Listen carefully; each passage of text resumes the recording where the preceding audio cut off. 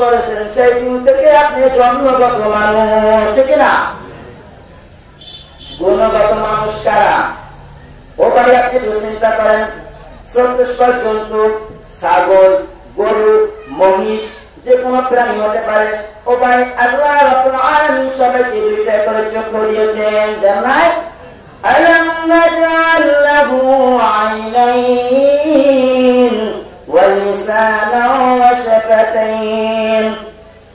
আল্লাহ রাব্বুল আলামিন বলেছেন আমি মানুষকে দুইটা চক্ষু দান করেছি, আবার দুইটা ঠোঁট দান করেছি। চক্ষু দ্বারা দেখবে, ঠোঁট আর জিহ্বা দ্বারা কথা বলবে। এই জন্য আমি আল্লাহ রাব্বুল আলামিন তাদেরকে চক্ষু এবং ঠোঁট আর জিহ্বা দান করেছি। জন্মগত মানুষ, আপনারও জিহ্বা আছে, গরুর জিহ্বা আছে, আপনারও চক্ষু আছে, গরুর চক্ষু আছে, আপনারও হাত পা আছে, গরুরও হাত পা আছে। আপনিও হাঁটতে পারেন, গরু ছাগলও হাঁটতে পারে, আপনিও খেতে পারেন, গরু ছাগলও খেতে পারে, আপনিও বাচ্চা জন্ম দিতে পারেন, গরু ছাগলেও জন্ম দিতে পারে। ও ভাই আপনার ভিতরে আমার ভিতরে আর গরু ছাগলের ভিতরে কোনো পার্থক্য আছে? আছে আছে আছে পার্থক্য না থাকলে আপনি আমি গরু ছাগল হয়ে যেতে পারলাম। আল্লাহ রাব্বুল আলামিন আল্লামাল কুরআন। জন্মগত মানুষ আর গুণগত মানুষের ভিতরে কোন পার্থক্য নাই। পার্থক্য হলো শুধু এতটুকু। কেন পার্থক্য হলো? আল্লাহ রাব্বুল আলামিন বলেছেন ওয়ালা খালাকতুল জিন্না ওয়াল ইনসা ইল্লা লিয়াবুদুন। আল্লাহ পাক রব্বুল আলামিন বলেছেন আমি মানুষ আর জিনকে সৃষ্টি করেছি আমি আল্লাহ রাব্বুল আলামিনের গোলামি করার জন্য, ঠিক না? এখন আপনি আমি কতটুকু গুণগত মানুষ হলাম একটু সামনে আলোচনা করতে পারেন। ওরা মুসলমান ভাইরা, শতকরার ভিতরে 95% লোকই শুদ্ধ করে কোরআন পড়তে পারে না, ঠিক না? হ্যাঁ, আর যে 5% মানুষের কোরআন শিক্ষা করতে পারে সেটা হচ্ছে আল্লাহ রাব্বুল আলামিনের রহমত, আমার মা বাবার প্রচেষ্টা আর আমাদের ওস্তাদের প্রচেষ্টার কারণে, ঠিক না? আল্লাহ রাব্বুল আলামিন মানুষকে সৃষ্টি করেছেন তার গোলামি করার জন্য। ও ভাই কেন আল্লাহ রাব্বুল আলামিন বলেছেন আগে কোরআন শিক্ষা দিয়েছি তারপরে মানুষ সৃষ্টি করেছি। আল্লাহ রাব্বুল আলামিন মানুষকে কোরআন শিক্ষা দিয়েছেন। আমি একটা হাদিস বলেছিলাম খায়রুকুম মান তাআল্লামাল কুরআনা ওয়া আল্লামা। দুনিয়ার ভিতরে সর্বোত্তম সর্বোৎকৃষ্ট ব্যক্তি যে ব্যক্তি নিজে কোরআন শিক্ষা করে এবং অন্যকে শিক্ষা দেয়। ওভাবে চলুন পূর্বের ইতিহাসে বুঝে দেখবেন আমাদের যে মাযহাবের 4টি ইমাম তার ভিতরে আমরা যে ইমামের অনুসরণ করি ইমামে আজমে আবু হানিফা রাহমাতুল্লাহ আলাইহি তার অনুসরণ করি না?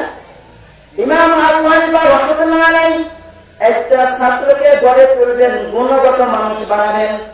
কিভাবে বানাবেন? 8 বছরের বালক। কয় বছরের বালক? 8 বছরের বালক। ও ভাই এই ছোট বালকটা হাফেজ হয়েছে। হাফেজ হওয়ার পরে মোস্তারে বলেছে ও বাবা কোরআন শরীফ পড়েছো, কোরআনের অর্থ বুঝতে হবে, শুধু কোরআন শরীফ বুকে নিয়ে পড়লে হবে না।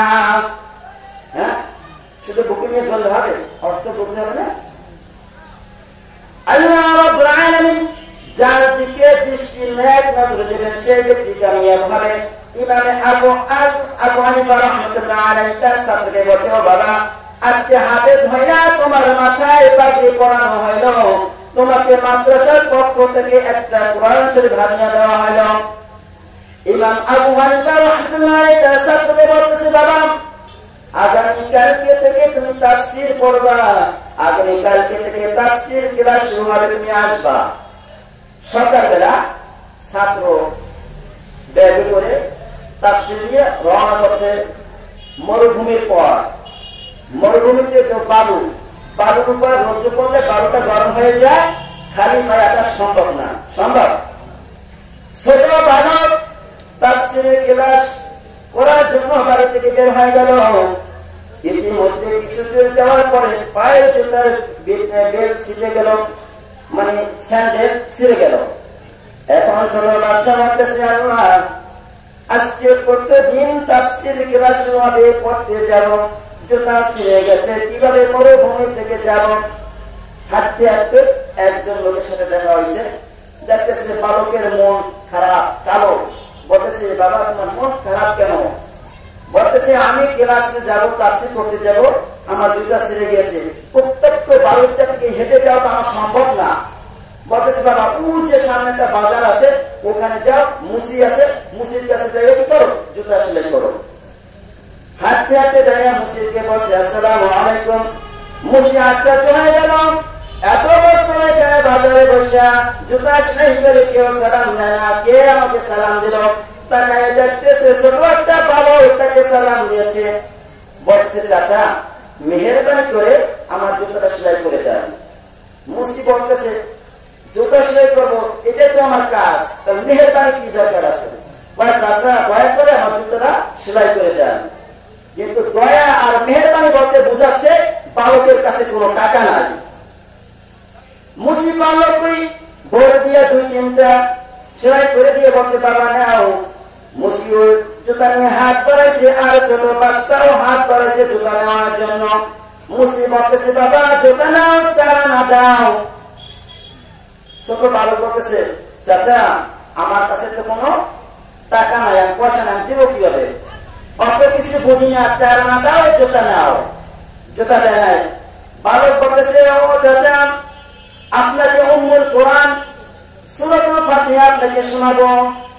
ওই মুসি বলতেছে, আমি সূরা ফাতিহা কি আমি বুঝি না, ওটা আমি শুনতে চাই না। বালক বলতেছে, আমার মুখে ছোট হয়ে গেছে সূরাটা। তখন বলতেছে, ও চাচা সূরা ফাতিহা যদি তোমাদেরকে সব থেকে বড় সূরাটা শোনাই, সূরাতুল বাকারা। মুসি বলতেছে, বাবা সূরা ফাতিহা বাকারা বুঝি না, চারাটা জুতা নাও। এখন বালক বলতেছে, চাচা তাহলে আপনাকে আমি 5 পারা শোনাবো। ওই চাচা বলতেছে, 5 পারা 50 পারা চুনিয়ে সেটা বুঝি না, চারাটা জুতা নাও। এখন ছাত্র বালক মানুষ চিন্তা করলো, 30 পারা হেলস করলাম, সে বলতেছে 50 পারা, আর 20 পারা কই পাইল? এখন এরকম একটা কিছু একটা কোনো একটা মানুষের গান গায়, এরকম গান গায়, ঈশ্বরের তেরে মাওলানা চক্ষু দুটা করলা কানা, কোরআন হইল 90 পারা, তোমরা কইটা পাইলা না। ওই বালক শিশু সে চিন্তা করলাম 30 পারা কোরআন পড়লাম, এই মুসিদ 50 পারা কই পাইল? ওই চাচা তাকে জুতা দিল না, চারা না ছাড়া।